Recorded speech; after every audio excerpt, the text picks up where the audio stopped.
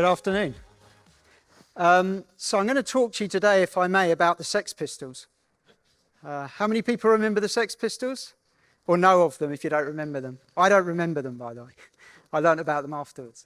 So I was in a recording studio back in the 1990s. I was working with a record producer called Paul Mex, who most of you probably haven't heard of. If I tell you some of the artists he worked with, anybody remember Toyah? Yeah? I'm not going to ask you, all know George Michael. He worked with George Michael. Alicia's Attic. People know Alicia's Attic? So if I tell you he worked with George Michael, what I say next might sound bizarre. His favourite band of all time is the Sex Pistols. And he literally quoted them 20, 30 times a day. So we're having a beer at the end of a day, and we're having a chat about marketing and promoting things. And he says, Grant, I've got to play you something. So I said, what? So he disappears into a cupboard, right, which looks like the wardrobe from Narnia. It goes on forever. And he comes out with a cassette. I don't know how many of you remember cassettes, but he comes out with a cassette, waving a cassette. He says, you've got to listen to this. So I said, what is it? So he said, it's an interview with the Sex Pistols.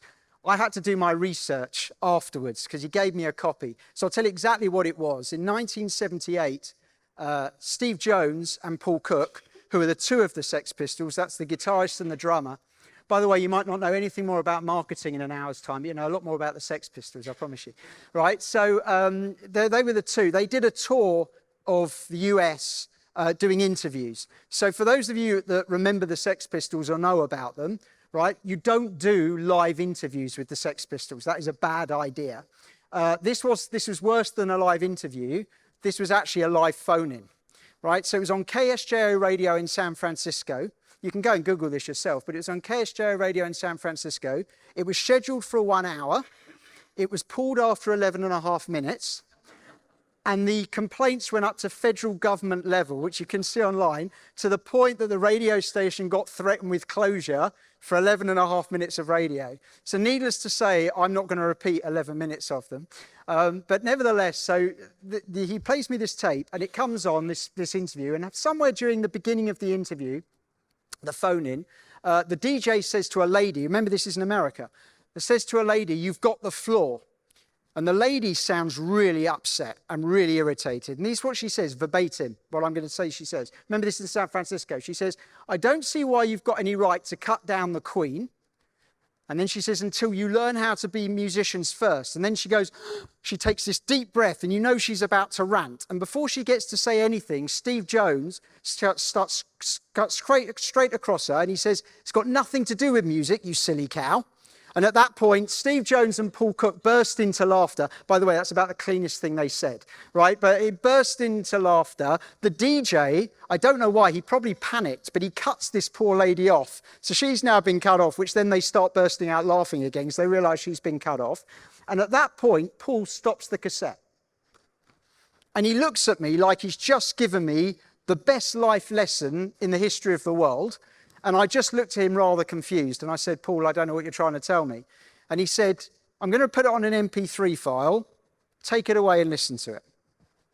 So I did. Every so often I've listened to it. Sometimes when I'm depressed, it's great. If you don't mind that sort of thing, it's quite funny. So anyway, so I was listening to it a little while later, and it became the greatest marketing lesson I think I ever had. Right? Steve Jones of the Sex Pistols. Because for those of you that don't know, the Sex Pistols were a four-piece band, right? Bass guitar, lead guitar, drummer, and a lead singer, who you probably all know, Johnny Lydon or Johnny Rotten. He still does interviews and stuff today. So there's nothing original about their lineup. And they played 3-minute songs. And if I say pop, I'm going to upset somebody in the room, so forgive me. But when I say pop, I know it was punk, I'm aware. But what I mean is punk was a popular genre of the time. So that's when I mean pop as in a popular genre of the time. There's nothing original about that. 2 guitars, a singer and a drummer, playing 3-minute songs like everybody else, right? And these things are always arguable, but I would say this. I think you could make a very, very strong case to say that nobody had seen a band quite like the Sex Pistols before they came along. To say they were unique and different, I think almost is an understatement. And I'd actually go further, this is slightly more arguable, by the way, but I'd slightly go further and say, I'm not sure the world's seen a band quite like them since. And by the way, they've been ripped off by everybody. because bands from Nirvana to Oasis to the Smiths to almost loads and loads of famous bands all cite the Sex Pistols as an influence on them. So they've been ripped off by everybody. I still think it stands up. I don't think the world's seen a band quite like them. So here's the question. How do you do that? How do you take what is not very original, 2 guitars, a drummer and a singer, and create something that unique that hasn't really been repeated since? And I realized that when Steve Jones, the thing that you've got to understand about Steve Jones, which I only understand way after, is everything he said sounded flippant, and nothing he said was ever flippant. Just to put it into context for you, after he left the Sex Pistols, after they split up, he went to move to California, where he had a current affairs talk show on talk radio for 15 years, and it only ended because he decided to walk away. I think he got bored, not because they fired him. So say you've got to have a certain level of intelligence to have a current affairs radio show in a country in which you weren't born, all right, and sustain it for 15 years. He meant everything he said. It's just that most of the time it never sounded like he did. So when he said, it's got nothing to do with music, you silly cow, he meant it, right? What did he mean? So I realized about the Sex Pistols, right? They had a clinical idea of who their marketplace was, right? And I'll tell you what they defined it as. They defined it as disenfranchised young men. Right? And what was really interesting to me is there's an interview with Johnny Lydon from about 1981. So the Sex Pistols are split up for a few years. And he was asked what the inspiration behind the Sex Pistols was. Now, if you ask a musician what the inspiration behind a band is, you'd normally expect a musical answer, right? Well, we got inspired by this band or that band. If you ask the Beatles, they'd have told you about Elvis. So that's what you'd expect him to say. This was his answer, right? He was asked about the inspiration behind the Sex Pistols. 1970s Britain was a horrible, run-down place. And if you were born on the wrong side of the tracks, you were told you had no hope and no chance. That was it. That was his answer. In other words, they were rallying against the system, which if you think back to what they were like, sort of makes sense, right? They were rallying against the system. They were a mouthpiece for the generation, and they decided that their audience, right, was disenfranchised young men. There's a slight irony in that because actually more women went to their gigs than men did, but that doesn't matter. They had a clinical understanding of who their audience was. And it then occurred to me, when you want to stand out, when you want to differentiate, most of us look in the wrong place because we look at what we do, which would be using the guitar and the drums and the lead singer, right, be the lineup. But you don't tend to differentiate by what you do. You tend to differentiate by who you do it for. Their differentiation didn't come from what they did, right? They played 3-minute songs like everybody else. Their differentiation came from who they did it for. Because once they had a clinical idea of who their audience was, then they create a how, which was special just for that audience. Right? So you can call me conservative, I don't mind. I go to loads of gigs because I love music. When I go to a gig, I don't want a chair thrown at me. Personal thing, maybe some of you do, right? That's a personal thing. Johnny Lydon had a habit of throwing chairs at the audience, and you know what the audience would do? They'd throw them back. So he actually got hurt at lots of his gigs, right? Not only that, but the first tour they did, which was really the only big tour they did, which was 27 dates, across the UK. So of their 27 dates across the UK, only 9 went ahead, right? 18 of them got cancelled. And when I say cancelled, I don't mean cancelled a few weeks before. I mean cancelled on the night, right? And here's what's really interesting about that. Nobody asked for a refund. Nobody asked for a refund. Why not? So they were interviewed. Do you remember the NME? Does anybody of you remember the NME? Right. So they're interviewed for the NME. All right, and this music journalist called John Robb, who was a big personality at the time, right, really big famous music journalist, some of you may have heard of him, right, he's going to do this interview, he walks into the room, there's the 4 Sex Pistols sitting there, he sits down, he introduces himself, he asks the following question: what's the inspiration behind your music? They were so insulted, they got up and they walked out. right? This is why we know about this, because he couldn't write the interview, so he had to describe what happened, right? Because that's all he had for the column inches. They got up and they walked out. As they walk out, all four of them walk out. Steve Jones, it's always Steve Jones, by the way. He opened the door and he turns around to John Robb and he goes, by the way, we're not into music, we're into chaos. And he slams the door and off they go. And that was the point. If you're raging against the system, if you're a mouthpiece for the generation, all they were doing was creating merry hell. They were scaring the establishment. And the kids, if I can call it that, the audience loved it. And so if they went to the gig and the police came and there was a bit of a riot and everybody went home and they never heard the band, that was a great night out as far as the kids were concerned. They didn't need to actually hear the band. I mean, 9 times they got to hear them. The rest of the time they didn't need to hear them because they created the how. The experience against the who. Now, why am I telling you that?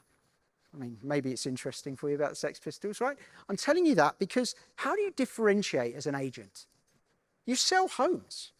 That's what you do, right? And you're all good at it. And I'd imagine most of you in the room, probably all of you in the room go, I'm really good at it. But I'm sure lots of people that aren't part of this network would say they're good as well.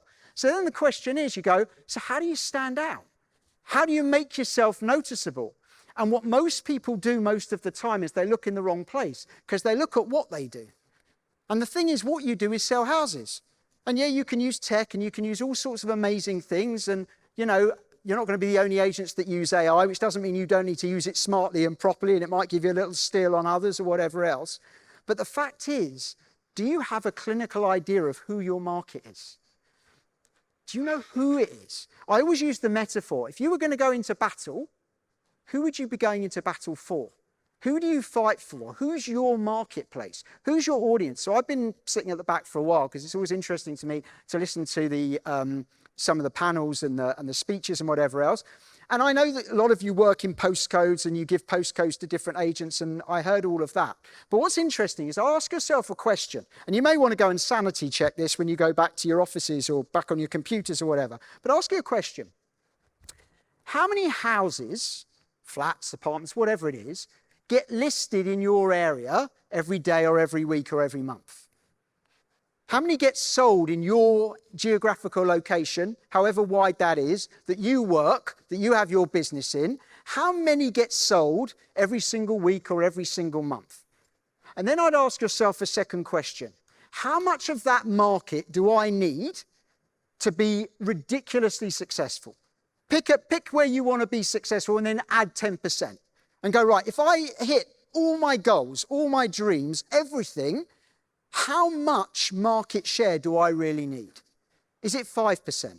Is it 10%? Is it 20%? It will change, obviously, depending on the size of your area and whether you're working as a solo agent or whether you're working as part of a slightly bigger business. But it doesn't matter. It's not going to be 100%. You don't need 100% of the market. It's not realistic anyway, right? It's going to be 20% or 25%. Maybe it's only 10%. But here's the thing that I want you to understand. 60%, 70%, 80%, it depends on your number, but you'll understand the principle of your marketplace are never going to be your clients. Ever. And do you know what kills you about standing out? Trying to please everyone. Because when you please everyone, you actually please no one. And if you're not willing to say, that's the audience that I'll die for, metaphorically speaking, I mean, right? But if that's the audience I'll go into battle for, then you will be vanilla. Because when you say everybody's my market in these postcodes, by definition, you can't do things that are special or interesting because you'll sit there and you go, I can't say that because I'll upset these guys. And I can't say that because I'll upset these guys. And what you end up is you end up with the perfect recipe to be like every other agent in your area and be vanilla. As soon as you say, this is my client bank, these are the people I die, and you can define it any way you want. Families with kids, people that are downsizing, people first-time buyers, high net worth individuals, depending on the gentleman that was selling £2 million houses or whatever. Right, I think 850,000 was his cheap one, right? So, you know, high net worth individuals, whatever it is, it doesn't matter. But when you decide who is my marketplace, at that point you're free. Because at that point you can say, now I know my who, I can create a how that's just special for that marketplace. So I actually worked with an agent in America, in Florida, who decided, we did this exercise, and they decided, a bit like the gentleman that was seeing here earlier, that they're only going to work with the highest net worth people. And do you know what they decided to do? Because when you're high net worth, you want to feel special. So it wasn't a valuation. The first meeting was a limo would pick you up, take you to a 5-star restaurant where you drink and sip champagne, and they'd get to know you. Because when people are selling a $2, $3, $4, $5, $10, $20 million house, they want to feel like they're special, even though it might be that's the 100th $20 million house I've sold this year. It doesn't matter. They want to feel special. So suddenly that became their how. Now, picking someone up in a limo and taking them to a 5-star restaurant is not going to work for your customer experience if your average house is 150 grand. It's not going to work, right? But if your average house is £2 million or £3 million, of course it works. I'm just giving you an example. It doesn't matter what the how is. You can work the how out, right? But you need to define the who. Because once you define the who, right? And I'm not saying you only need one who. You could have 2 or 3 who's, but you need to understand which part of the market am I not interested in, right? The irony is, by the way, when you define who your market is, you'll always bleed out.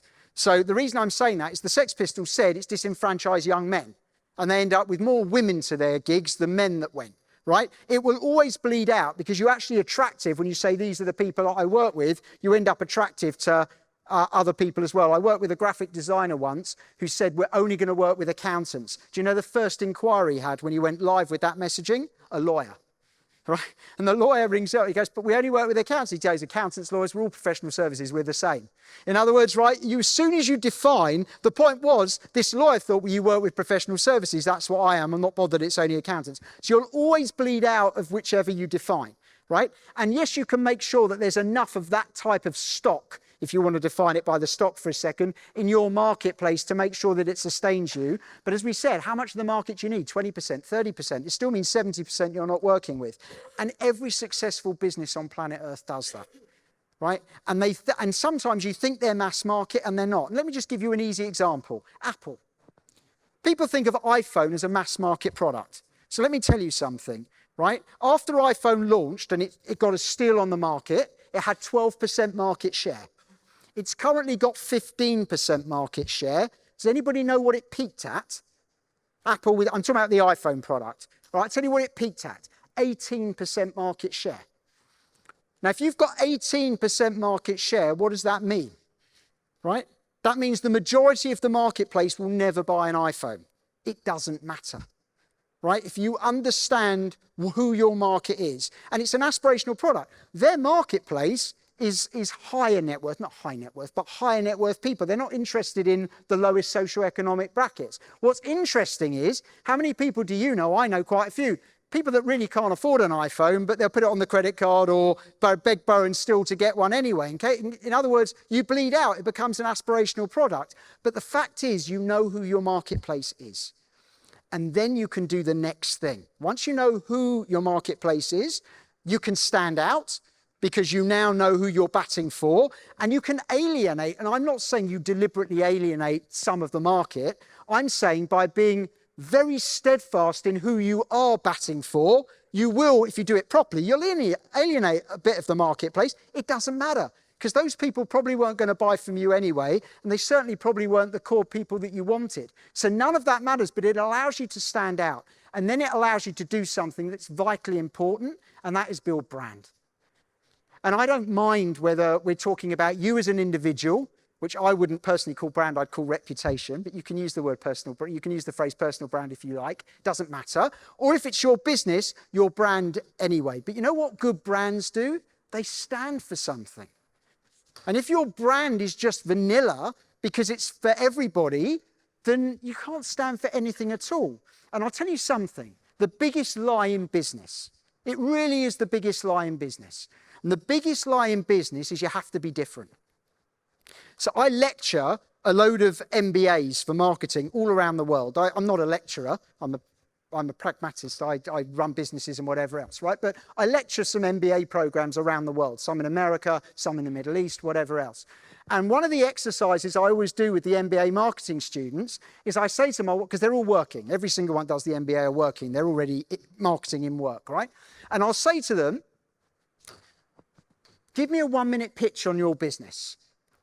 And what's amazing when you do that, because I haven't prompted them, right? All I've said is give me a 1-minute pitch on your business. And then I do a bar chart, gated bar chart. And I see how many people of the room use the following language at some point.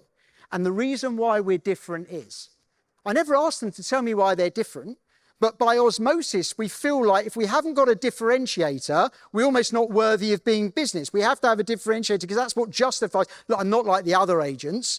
Right? Because you're not allowed to say, actually, we're the same as everybody else, we're just really good, right? Because if you ever say you're the same as everybody else, you think that's commercial suicide, right? But here's what's really interesting. How many of you ever asked your clients, do they want an agent that's different? Because I'm a client, right? I've got a bit of property investment and I buy property and I sell property. So potentially I'm a client. Please don't all pitch me at once, right? But I'm a client. But here's the thing. I don't want a different agent. I don't monkey. Do you know what I want? I just want someone who's good. I just want someone who's good. I don't want someone different. I don't care who's different. Just be good. That's fine. That would be different anyway. But just be right. Just be good. That will be fine, right? Customers aren't looking for differences. You are, because you go, oh, I've got to justify why I'm in business. All right. And market differentiation is the big lie. And I'll give you a couple of examples of what I mean. Just follow the data. You've talked about data and AI and lots of things today. Follow the data. Right, so let me ask you a question. It's rhetorical. I wouldn't want anybody to answer in case you get it wrong, right? Because that'd be embarrassing for all of us, right? So let me ask you this question. Are Coke and Pepsi different? So there's only one answer to that question, I promise you, right? And the answer is yes, right? Why am I saying that? Because they don't taste the same. And I'd imagine there's quite a few people in the room that on a blind taste test could tell me the difference, right? Many of you, not everyone, but many of you, all right? So they are different. It's the wrong question. If you're saying, are we different? Every single person in this room is different because you're running your own businesses and it'll be in your image and it'll be your culture and everything else, right? So every business is different. Every estate agent is different, for sure, 100%. It's the wrong question. Here's the question. Are you meaningfully different? And when I say meaningfully different, I don't mean meaningfully for you. I mean meaningfully for your customer, right? Are you meaningfully different? And there's only one answer to that question. If you say it to Pepsi and Coke, the answer's no. They're not meaningfully different. Right? And I'll tell you how I know, because this has been your experience, maybe it'll be your experience later, although I think you might be on something a bit harder than Cokes, I reckon. But nevertheless, right? If you go to the bar later and you're buying a round of drinks and someone says, I'll have a Coke, right? And you go to the bar and they utter those immortal words, we don't have Coke, we only have Pepsi. So you shout back at your mate, they don't have Coke, they only have Pepsi. 99 times out of 100, I know there's someone now that's going, I would never drink Pepsi. I understand that, right? But 99 times out of 100, what does your mate shout back at you? Pepsi's fine. That doesn't mean you don't have a brand preference. That doesn't mean that when you're walking down the aisle at Tesco or Sainsbury's and both are on offer, you've got the one you'd rather choose. That's fine. But when there's only one on offer, most people most of the time are happy to swap Pepsi for Coke or Coke for Pepsi, depending on what's available. That is something that's not meaningfully different. Because what you wouldn't do is go, can I have a whiskey, please? Go, they haven't got whiskey, is beer okay? You go, no, it's not, because it's a completely different drink. Right? But Coke and Pepsi are not different drinks, right? They're not meaningfully different, except they are two of the most successful businesses and brands on planet Earth. If market differentiation was the silver bullet, they shouldn't both be successful, right? And I can swap that example out loads of times. I'm not going to go through the rigmarole each time because you'll get bored very quickly, but McDonald's and Burger King. Are they different? Yes. Are they meaningfully different? No. Nike and Adidas. Are they different? Yes. Are they meaningfully different? No. If you want a B2B example, KPMG and PwC. The only thing that changes are the letters, right? There's nothing else, right? Are they meaningfully different? Of course not. But there's something very special about Coke and Pepsi and McDonald's and Burger King and Nike and Adidas and all the others. Do you know what's different? What's special about them? They're not different, but they are distinctive. You would never confuse Pepsi for Coke. You'd never walk into McDonald's when you meant to walk into Burger King because they stand out.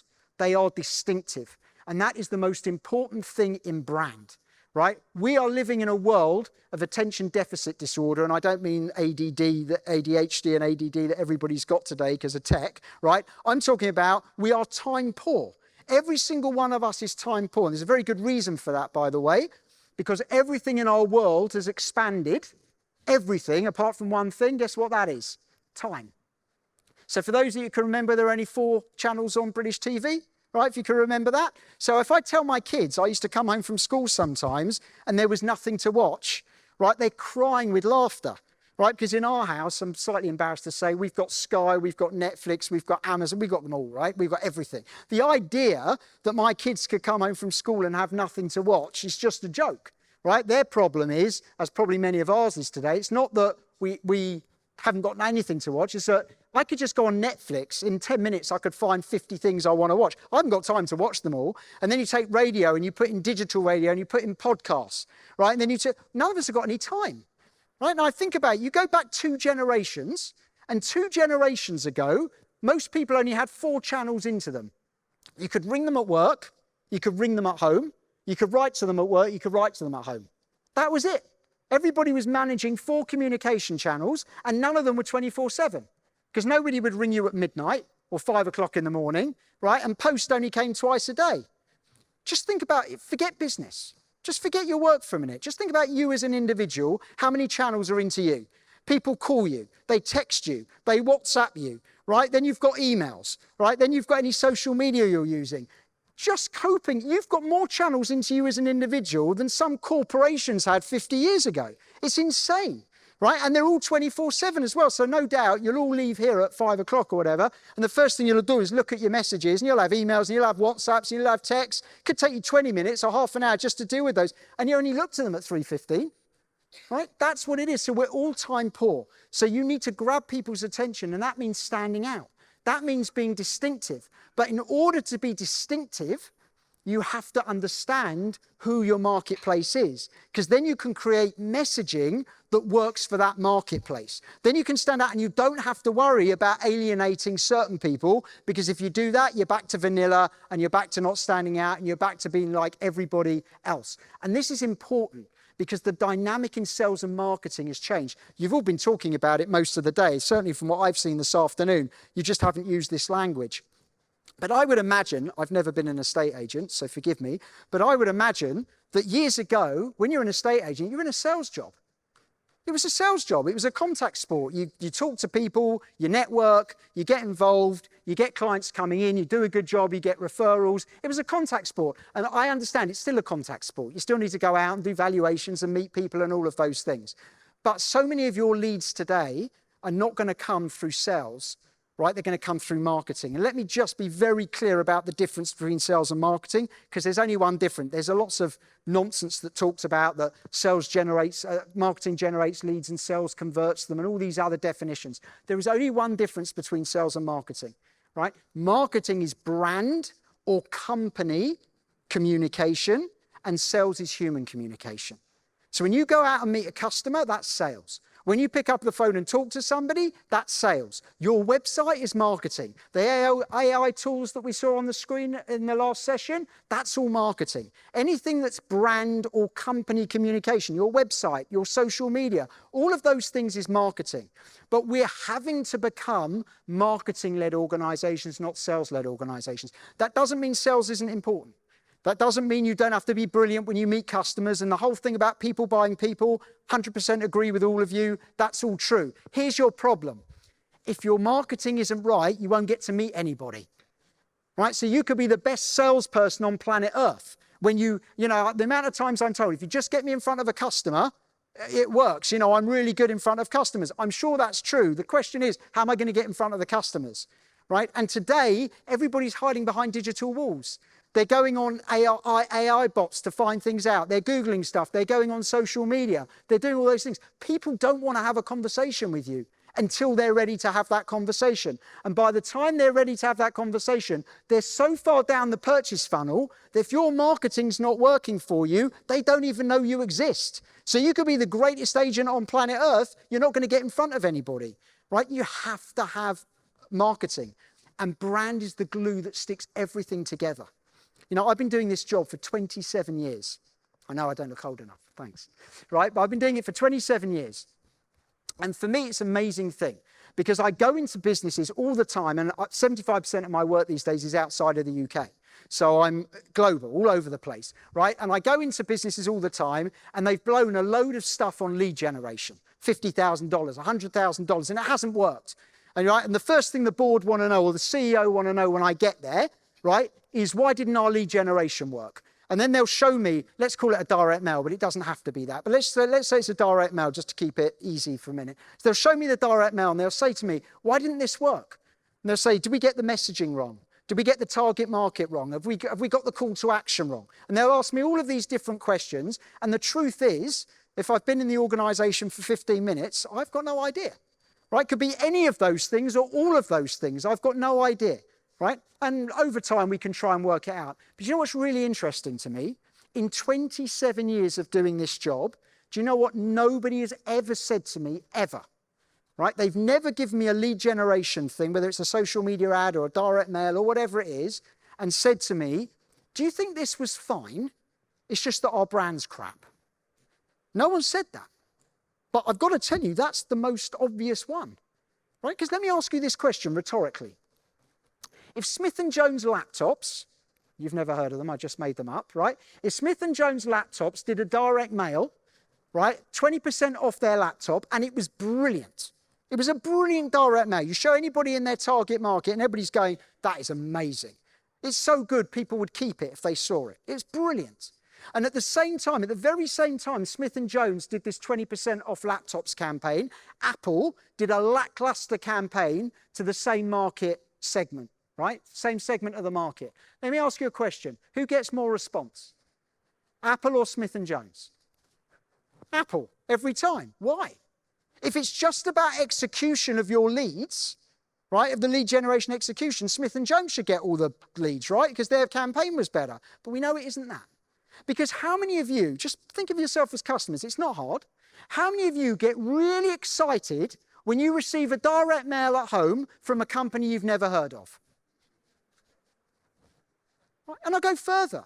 Right? You do content online and social media and all of those things. Brilliant. You should be doing that. We'll talk about that in a second. But let me ask you a question. How many of you are dying to watch content online from brands or people you've never heard of? In other words, brand is the glue that sticks everything together. You want your lead generation to be more successful? If people know who you are, if they've heard of you, it will be more successful. You want your content online to be shared more, have more followers, right? Generate more leads and referrals for you. If people know who you are, it will get seen by more people, just by definition, right? In other words, brand is the glue that sticks everything together. And in a world that is marketing-led and no longer sales-led, and I think 20 years ago, it was fair to say estate agency, and of course all the years before that, was a sales-led business.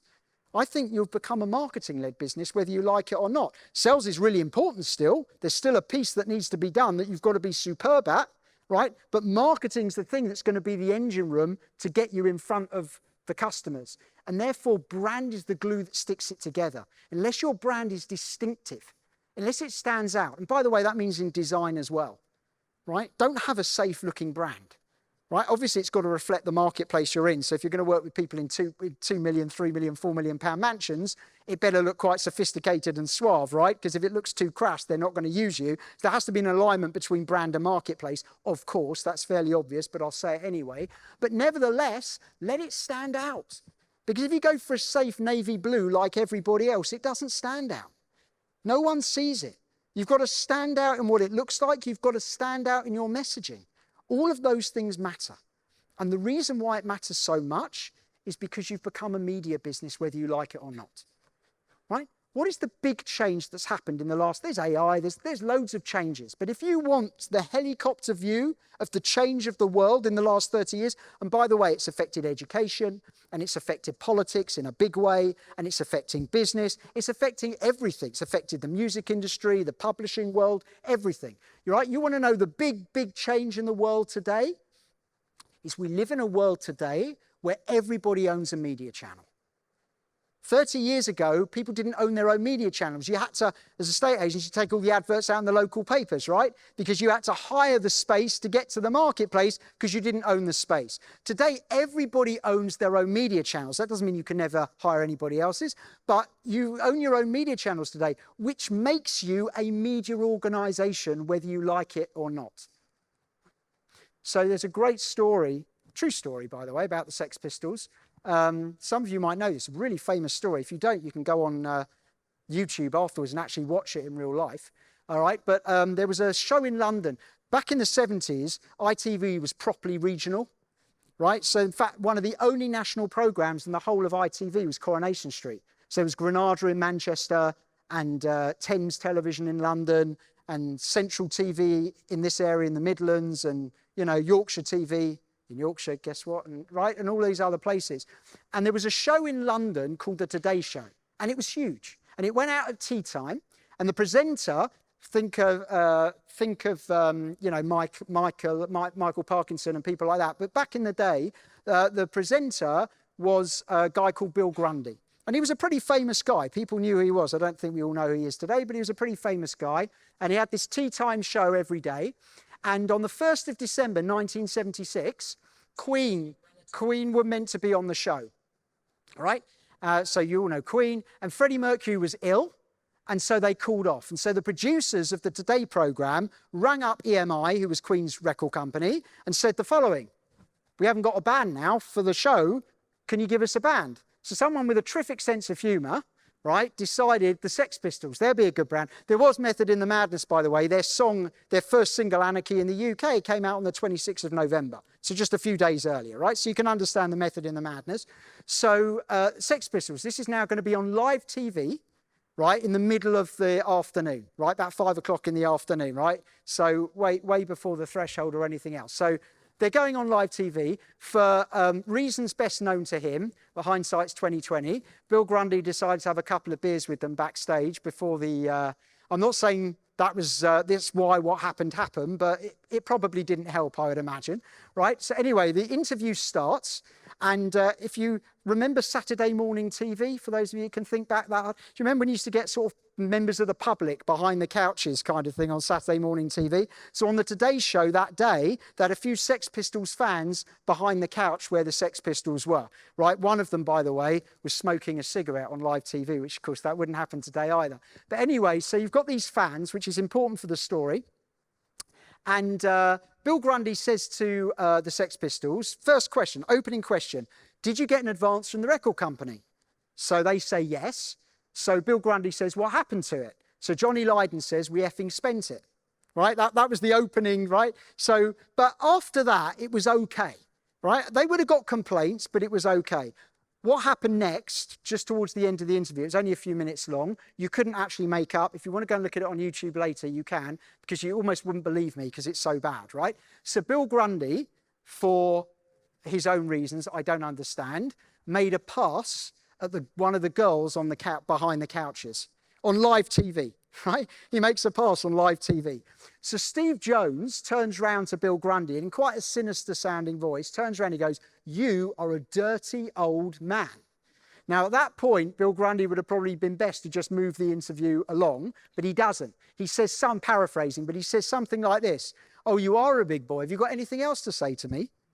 Right, well, at that point, all four Sex Pistols unleash just a load of swear words and abuse at him. And that is literally how the programme finishes, with the credits going up, right? So you can imagine the complaints they got. So the headlines of the Sex Pistols the next day were in every single national newspaper. Every single one. The most famous headline, which you may even recognise, was on the front of the Daily Mirror.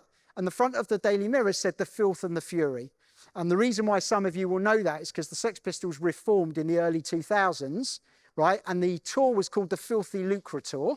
Why was it called the Filthy Lucre Tour? Because Johnny Lydon said, we're only doing it for the money. No other reason, right? Brutally honest. So it's called the Filthy Lucre Tour, but the subtitle of the tour was the Filth and the Fury, right, which was taken from that tabloid headline back in the Daily Mirror. So they went from being a fringe London band that no one had ever heard of to literally being a household name overnight. Bill Grundy got suspended, and this is when you've got to be very careful with data. If you look at the data, he gets reinstated by ITV, which is true. But then you have to look a bit further. And here's the question for you. I bet you know the answer already. How many shows did he make for ITV ever again?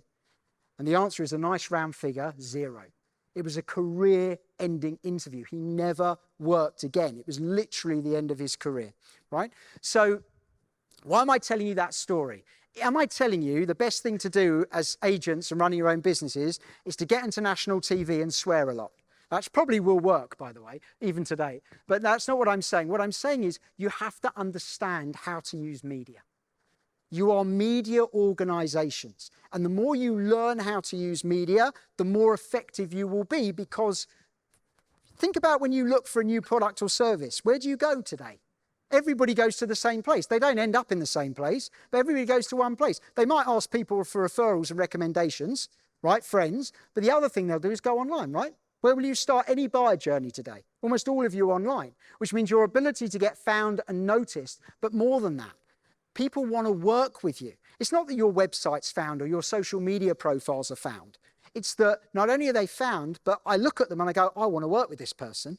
Right? So you end up in the buyer set. That's the thing. Your ability to use media well is affecting today for sure, but will, if you're looking into the future, ask this question. Does anybody think we might get less digital in the next decade?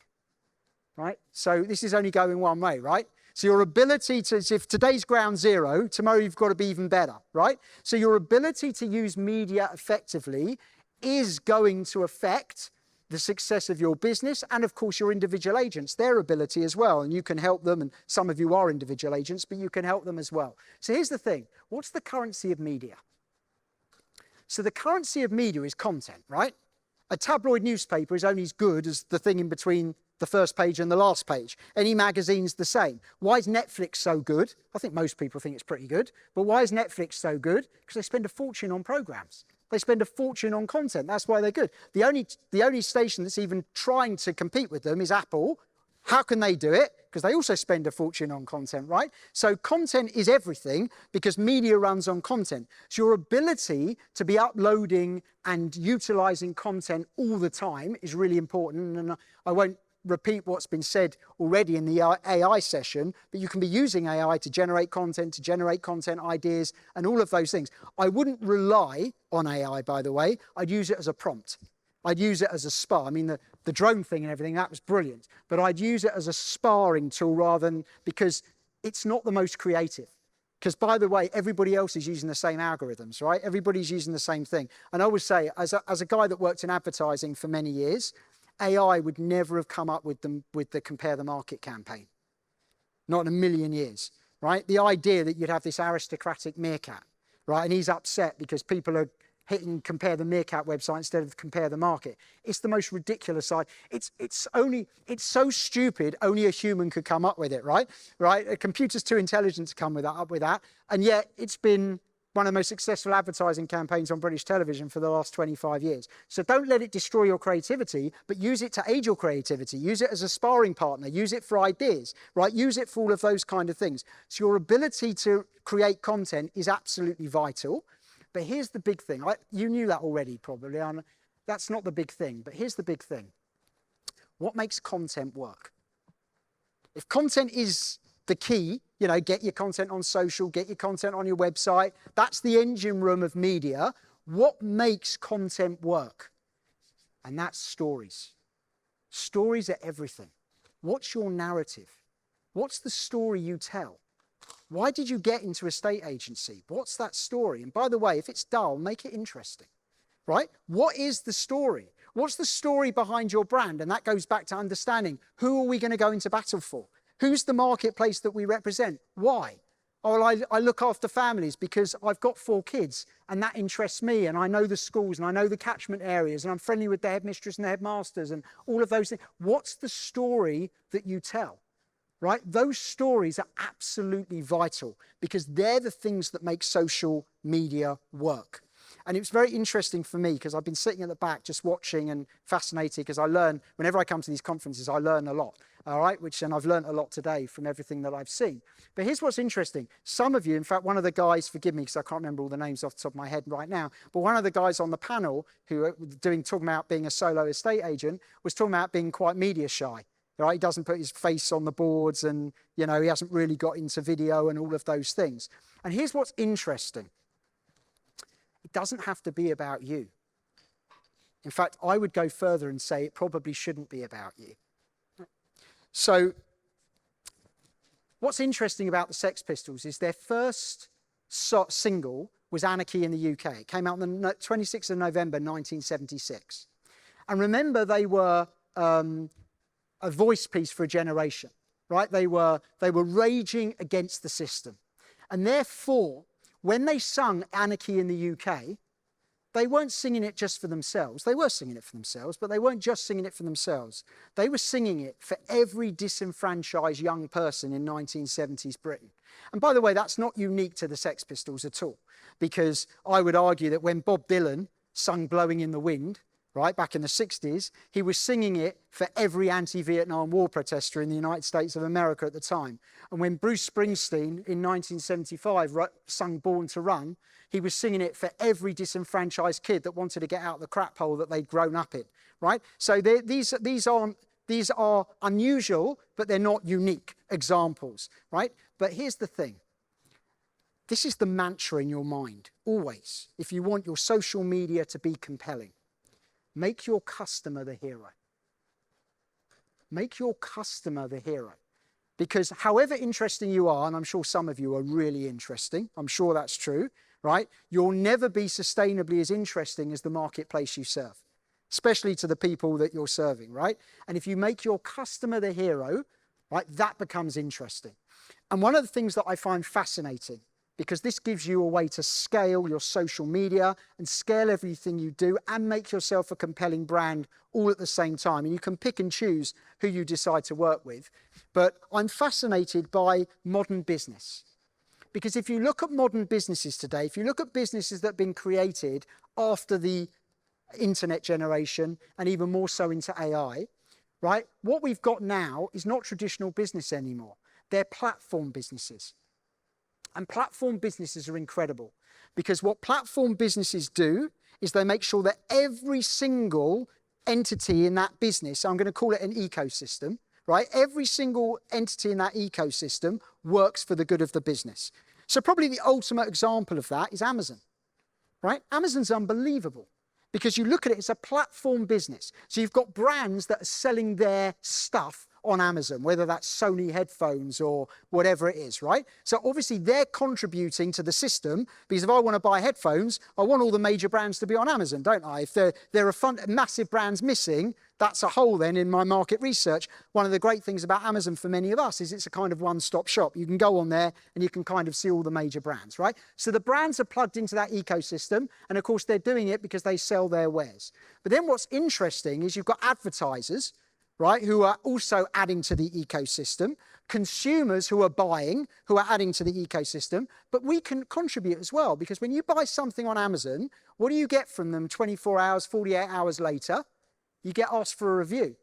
Now, and it might only be 1% of all customers that bother doing a review, but those 5-star ratings, or 1-star ratings, whatever it is, but those ratings make a difference, don't they? Because when you're searching for something as a punter, if something's had 1,500 reviews and they've got 4.5 stars, it's a risk mitigator, isn't it? You go, well, it can't be that bad because look at all of this, right? So it's a risk mitigator. And then, of course, people write actual reviews. And so everybody that's plugged into that system makes that system work. Everybody's adding value. And all social media is the same. If you get Instagram, you've got advertisers on there, then Rich. You've got contributors, most of us, who are uploading content. But then, of course, it's the ecosystems of those contributors that then bring other traffic to the site. Everybody's adding value. And so I would say to you now, if you're going to become a media organization, think of yourself as a network business, right? Think of yourself as a network business. How do you ensure that everybody in that chain adds value? So there's you yourselves as the agents, you know what value you're bringing, you know, selling houses and doing all of those things. But then you've got your customers. What can you get them to do? How do you get them to write a review and all those kind of things? So one of the agents that I worked with a while back, we used to have this thing, right? Is when you've sold your house, that day when you move, you can't find anything, can you? You can't find the kettle, you can't find a thing. So we used to say, dinner's on us. Dinner's on us. Whatever you want, we're buying dinner. The day you move, we buy dinner as the agent. Tell us what you want, curry, Chinese, pizza, whatever, we'll get you dinner. And then we used to say to them, one thing, we're going to get you dinner, could you just write a review for us? And you know what? People say yes. When giant pizzas arrive at their thing at 7 o'clock at night, or their curry arrives, or their Chinese arrives, they do give you a decent rating at that point. So now they're contributing to the ecosystem. But here's the last piece of that chain, which is really, really important. As agents, you're community hubs. You just are, because you work in geographic locations, right? Where that's single postcodes or where that's bigger. Be a hub of the community and use those people. If you work with families, go into the schools. Get some video from the headmaster and the headmistress. Get them to post their results and tell them what they are and put that onto your social media. Go to the pub that's the big pub in your village or your big pub in your area and get the landlord to speak. It's all traffic for them, right? If they've got, I'm using that now as the example, if they're showing all the World Cup games live, go in, get the landlord to talk about the World Cup games and the special menus they've created for the World Cup and get it on your social media. Become a hub of the community. Because that's a network business. That's when you've got lots of channels into your social media, because people that are engaged with the local pub or the local schools or the local mortgage advisor or the local marathon or any of the things that are happening in your area, you become the hub. And that's how you start to get known, and that's how you start to stand out. And then, by the way, you don't have to create all the content.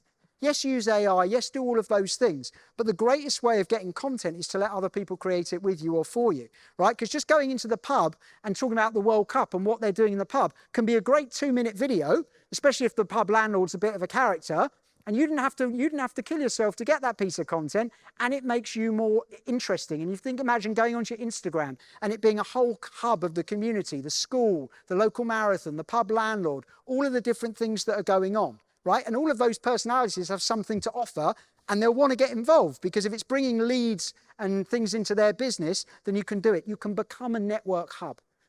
And if you become a network hub and you become a brand, right, which is really, really important, and you understand your marketplace, so obviously the people that you're networking with, if you're going to be a family brand, if you go, we're really here for the families, going to the schools is so obvious, isn't it? Because they've all got kids going to schools, they're all choosing schools at different times. So doing all of those things, you can pick the partners and pick the network and the ecosystem you want to create, depending on who your brand is and what your brand stands for. But when you start to do all of those things, then you'll start to find your lead generation activity starts to work in ways that it hasn't before. Because I don't want to come up here, right? Ultimately, you want referrals, you want leads, you want, evaluations and instructions and all of those things. But the thing about that is the execution's not that hard, right? You all know how to send out a direct mail or a leaflet, or you all know how to do social media advertising. And if you don't, it's really, really easy to work it out, right? How to do all of those things. You can advertise on AI now as well, if you know which AI platforms your clients tend to use. And by the way, ask them when you go and do evaluation, what AI are you using? Right? And you very quickly, you'll get anecdotally at least, you'll get an idea of the platforms that people are using. You can do all of that. But so much of lead generation isn't about the execution. It's about giving your leads a chance to breathe, because they get seen, right? The advertising that you do, the direct mails that you do, because people want to engage with people they know. People want to engage with people they've heard of. And people want to engage with brands or human beings that, if we use in marketing, have real salience. And salience is 3 things. Salience is awareness, it's credibility, right? And it's trust.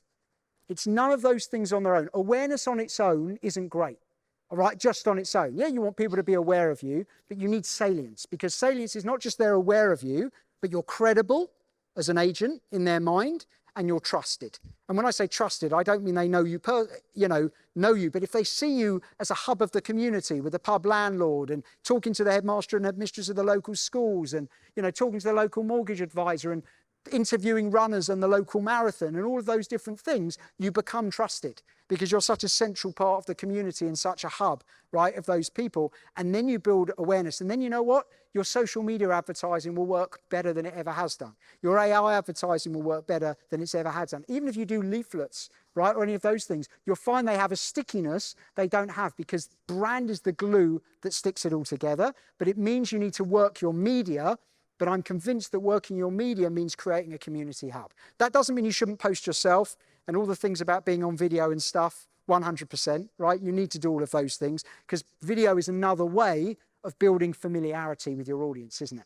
Right? We all know that, we all feel how we know TV presenters. I was always taken, for those of you who remember Bruce Forsyth, right? I remember when he died, And what was interesting about when he died is people were visibly upset. Not everybody, I'm sure, but a lot of people were, right? Visibly upset. And you go, nobody knew him, or, you know, most of the people upset didn't know him. But he'd been in people's living rooms for 50 years. If you've been in people's living rooms for 50 years, you're wonderfully familiar. People feel like they know you, right? That's the power of video. That's the power of uploading things and doing those things. But you can be in the videos, but you don't have to be the central part of the videos all the time. Making your customer the hero is a vital part of what makes your social media interesting, because your story is interesting and you need to learn how to tell that in an interesting way. But the stories of all the rich tapestry of people within your community is also interesting. And tapping into that makes it much more interesting and much more vibrant and puts you front and center as a brand or as a human being as part of all those things. And it builds credibility and it builds trust, right? So I would think about all of those things. Think about who my audience is, because it starts with that. That's the foundation. Who am I batting for? Who do I want to represent? And if it's 20% of the market you need, even if you go after 40% of the market, you can ignore 60%, can't you? There's always a big chunk you can ignore, because that enables you to stand out. That enables you to be, when I say different, not different, but people know who you're batting for, right? And it's a magnet. If you're the estate agent for families, if you're an estate agent for people that are downsizing, and I'm not saying you have to use that strap line, but you understand, you become very attractive to those people immediately, right? And then you say to yourself, so I do that, right? So then have I got a brand that's distinctive? Have I got a moniker that's instantly recognized, right? It's got to represent, but it's got to be instantly recognized. And then if I do that, am I using media in the right way? And become a network organization, become a platform, be an ecosystem. Because you've got your community, and if you plug into this ecosystem, it gives you so many different channels to get to the marketplace, right? Do the beer mats in the pub. Let them have your beer mats with your logo on, right? Whatever it is, but be the hub of the community, because that makes you attractive, it makes you credible, it gives you salience. And if you do all of those things, then the lead generation that you try and do, the social media advertising, all of those things, because there's glue that's sticking it all together, you'll find that stuff works in a much better way for all of you. And what that means is it means when Steve Jones was talking about that 2 guitars, a drum and a singer, and he says it's got nothing to do with music, you silly cow, he meant it. Because being a really successful agent, you're all good agents. You're all great agents. You're all competing against other good agents. But being a great agent is getting all the other things right. Because when you get that entire ecosystem around the business right, then everything sings and then everything works. And then you've got something that really is a magnet that's attracting the right people to your business. And so as Steve Jones says, it's got nothing to do with music, you silly cow. Thank you very much.